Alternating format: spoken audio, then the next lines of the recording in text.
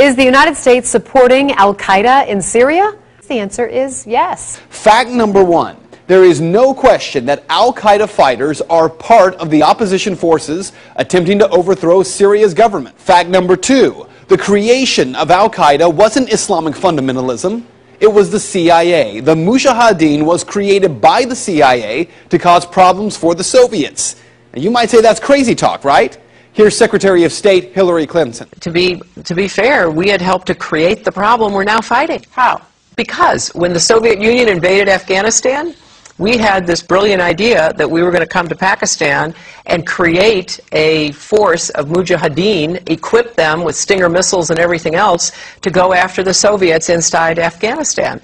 And we were successful. The Soviets left Afghanistan, and then we said, great, goodbye, leaving these trained people who were fanatical in Afghanistan and Pakistan, leaving them well armed, creating a mess, frankly, that at the time we didn't really recognize. We were just so happy to see the Soviet Union fall, and we thought, okay, fine, we're okay now. Everything's going to be so much better. Now you look back, the people we're fighting today, we were supporting in the fight against the Soviets. So it's not a conspiracy theory, it's history. And it's history that's being repeated in Libya and now in Syria.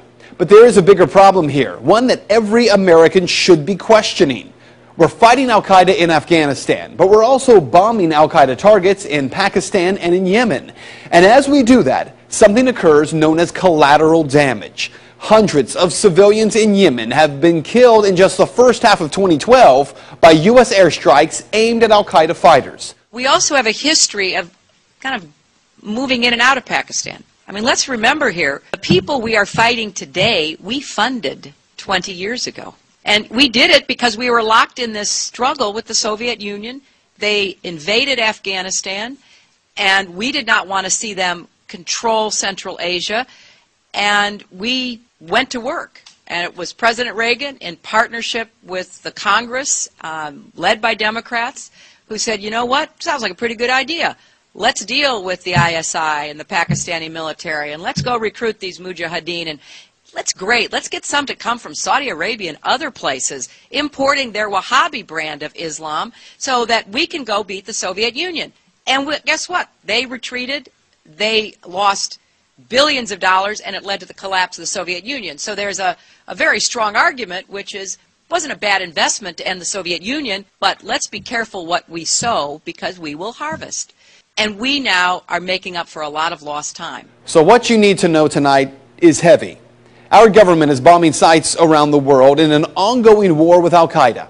In Iraq, where Al-Qaeda had no presence before the U.S. war, Al-Qaeda is now thriving.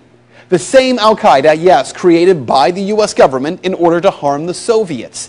And today, at least 13,000 civilians in Afghanistan are dead as a result of that war with Al-Qaeda. So with all respect to Ms. Fitzgerald from the Irish Times, this is not propaganda. Rather, it is the question that every American should be demanding answers on from Congress and from this president. Why are we giving Al-Qaeda fighters money and weapons to overthrow yet another government in the Middle East? Today, our government claims they're freeing the people of Syria. Tomorrow, if history tells us anything, we will be killing and wounding civilians in airstrikes and then referring to them as collateral damage in a war with an enemy who we brought to power.